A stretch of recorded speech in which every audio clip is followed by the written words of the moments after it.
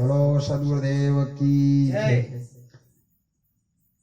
जो कर्म करता है वह बिगाड़ देता है, जो पकड़ता है उसकी पकड़ से चीज फिसल जाती है। क्योंकि संत कर्म नहीं करते इसलिए वो बिगाड़ते भी, क्योंकि वह पकड़ते नहीं इसलिए वह छूटने भी नहीं देते। मनुष्य के कारोबार अक्सर पूरे होने के करीब आकर बिगड़ते, आरंभ की तरह ही अंत में भी सचेत रहने से असफलता से बचा जाता। इसलिए संत कामना रहित होने की कामना करते हैं और कठिनता से प्राप्त होने वाली चीजों को मूल्य नहीं देते। वह वही सीखते हैं जो अनसीखा हो और उसे वह पुनः स्थापित करते हैं। जिसे समुदाय ने खो दिया है या कि प्रकृति के क्रम में वह सहायक तो होते हैं, लेकिन उसमें हस्तक्षेप की धृष्टता नहीं करते। अनंत की यात्रा में जैसे प्रारंभ में अंत छिपा है, वैसे ही अंत में प्रारंभ भी छिपा है। अगर कोई संभल कर कदम उठाए तो पहले ही कदम में मंजिल पास आ जाए, और अगर कोई जरा सी चूक कर दे, बेहोश हो जाए, आखिरी कदम में भी मंजिल चूक जाए। सवाल होश का है, होश से उठाया पहला कदम आखिरी कदम सिद्ध हो, लेकिन जरा सी होश में उठाया पहला कदम आखिरी कदम से, लेकिन जरा सी बेहोशी की छाया और तुम फिर वही के वही आ जाते हो जहां से यात्रा शुरू हुई थी। बच्चों का छोटा सा खेल तुमने देखा होगा, सांप और सीढ़ी। हर कदम पर सांप है, हर कदम पर सीढ़ी। सीढ़ी पर पड़ गया पैर ऊपर चढ़ जाते हो, सांप पर पड़ गया पैर तो नीचे उतारा। सांप और सीढ़ी का खेल पूरे जीवन का खेल। आखिरी मंजिल से भी गिर सकते हो, आखिरी कदम से भी वापस वहीं आ सकते हो जहां से शुरू किया, और पहले कदम से भी पहुंच सकते हो। इसलिए जितने सावधानी पहले कदम पर जरूरी है, उससे भी ज्यादा सावधानी आखिरी कदम पर जरूरी है।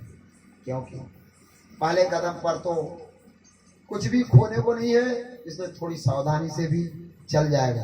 पहले कदम पर तो पाने ही पाने, खोने को कुछ भी नहीं है। अगर बेहोश भी रहे तो कुछ खो, क्योंकि तुम्हारे पास कुछ है ही। कदम पहला है, अभी मंजिल शुरू ही नहीं हुई है, अभी यात्रा का प्रारंभ भी नहीं हुआ, तुम हारे ही हुए हो। लेकिन आखिरी कदम पर तो बहुत होश चाहिए, प्रगाढ़ होश चाहिए, क्योंकि जरा सी चूक और सब खो जाए। जो बिल्कुल मिला हुआ था, पहुंचने के ही करीब थे, जो हाथ के पास ही आ गया था, जिस पर मुट्ठी बांधी जाती क्षण भर में वो चूक जाती।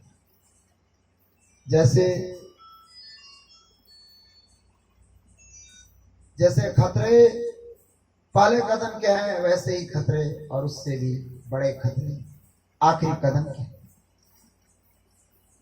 तुमसे पहले कदम के खतरों की बात कही। पहला खतरा तो है कि तुम टालते हो, कल उठाए, परसों उठाए, स्थगित करता, पोस्टपोनमेंट पहले कदम का बड़े से बड़ा खतरा। आशा भर करते हो, उठाए। धीरे धीरे आशा करना भी एक आदत हो, फिर तुम रोज ही टालते जाओ, टालना तुम्हारा ढंग हो जाए। पहला कदम कभी नहीं उठता और जिसका पाला ही नहीं उठा उसके अंतिम उठने का तो सवाल नहीं। दूसरा खतरा है पहले कदम का कि जब तुम उठाते भी वो कदम, तब तुम संघर्ष में उतर जाते, यात्रा में बहते, तैरने लगते। तुम एक तरह की लड़ाई शुरू कर, जैसे कोई दुश्मनी नहीं, जैसे प्रकृति मित्र नहीं शत्रु। तब तुम एक एक चीज से लड़ने लगते। पहले स्थगित करके रुके थे, अब लड़ाई के कारण रुक जाते। लड़ाई में कोई कभी पहुंचा नहीं, कोई है ही नहीं जिससे लड़ो।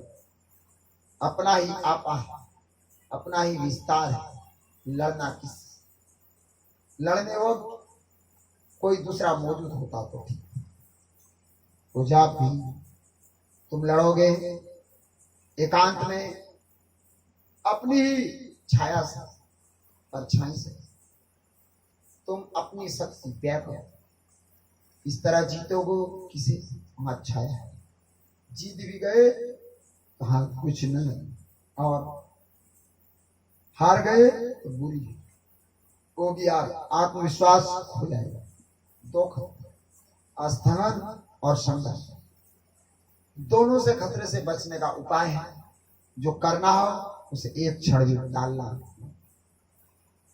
यही क्षण है वह जब उसे कर लेना कल कभी आता है।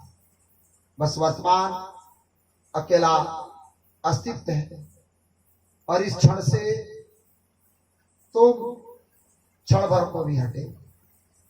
कहीं तुमने और आशा बांधी कि तुम भटके, और जब कदम उठाओ तो तुम्हारा कदम अस्तित्व के साथ सहयोग का कदम, समर्पण, विरोध का नहीं, संघर्ष का।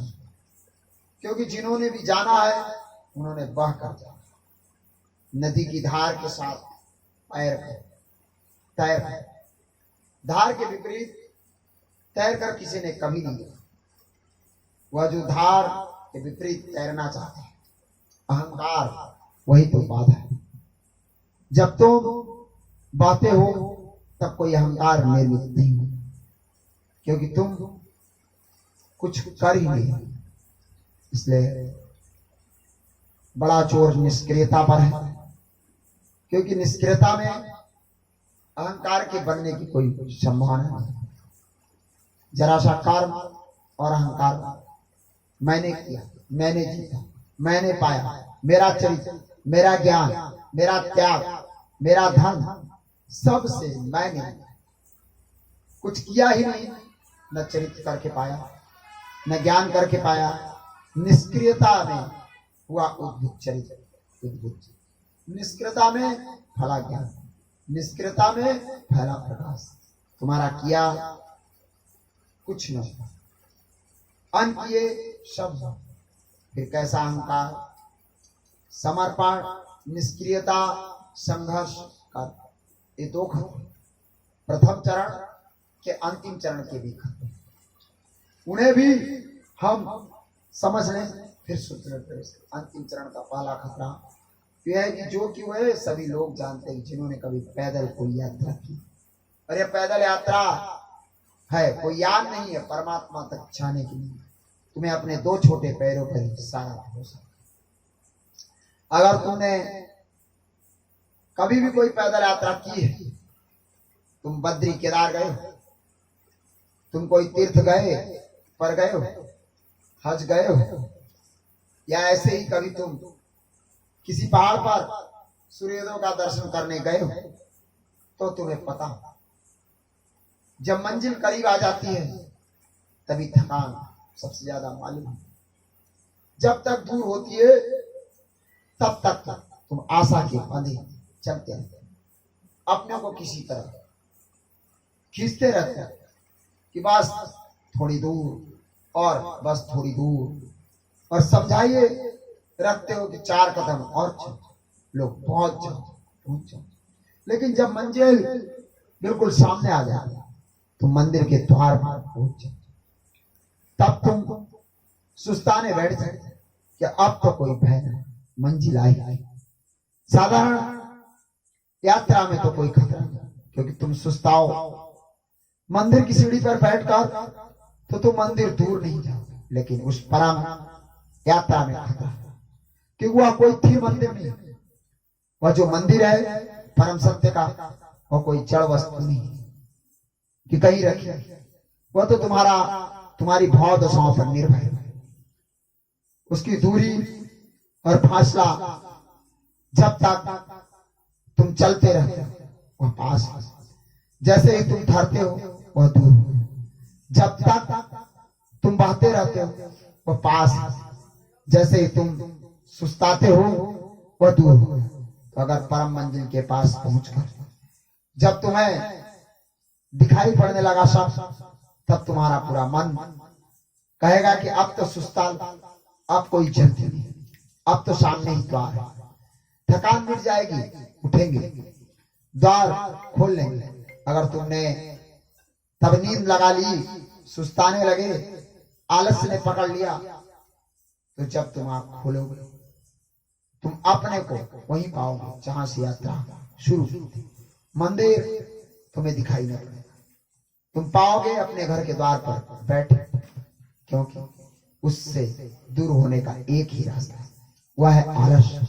उससे दूर होने की एक ही व्यवस्था है, वह है प्रसाद या ख्याल ही कि पहुंच गए खतरा है। जैसे ही ख्याल आया कि पहुंच गए, पैर ढीले पड़ने लगते, सुस्ताने का मन होने लगता, और जब पहुंच गए तो अब चलते क्या। और जिसने भी यह भूल की उसकी सारी की सारी चेष्टा व्यर्थ है, पानी फिर जाता। और तुम में से बहुतों को मैंने बहुत बार उस मंजिल के करीब पहुंचते देखा, और फिर यह भी देखा कि तुम सुस्ता नहीं, और फिर यह भी देखा कि तुम वापस अपने घर के द्वार पर खड़े।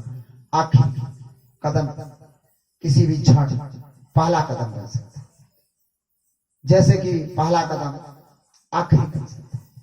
जरा तुम थके, जरा तुम्हें आलस्य पकड़ा, जरा तुमने कहा कि 2 क्षण आंख बंद कर और विश्राम।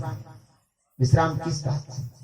विश्राम का अर्थ थोड़ी देर मूर्छित होश, तो यात्रा की बेहोशी, सुस्ताना, थोड़ा बेहोश हो। अब क्या डर, जरा सी बेहोशी और मंजिल उतनी ही दूर हो जाती जितनी कभी थी। दूसरा खतरा जो और भी सूक्ष्म और बारीक है, और वह खतरा है जैसे मंजिल सामने आती है, बड़े आनंद से, बड़े बुलक से तन भर जाता है, सब तरफ अनाहत तनाद पूछने लगता है। ऐसा आनंद तुमने कभी जाना नहीं। बिन घट फरत हुआ तुम भीग भीग जाते हो, तुम्हारा रोआ रोआ सरोवर हो जाता है, तुम्हारे हृदय की धड़कन धड़कन में एक नया संगीत आ जाता है। आंख खोलते हो तो रस, आंख बंद करते हो तो रस, जहां देखते हो वहां रस। आश्चर्यचकित, आत्मविभोर, आवाज, तुम खड़े रह जाते हो। इस घड़ी में 2 संभावनाएं हैं। बोलो सद्गुरुदेव की जय। अब इसके बाद कल करेंगे चर्चा इस समय।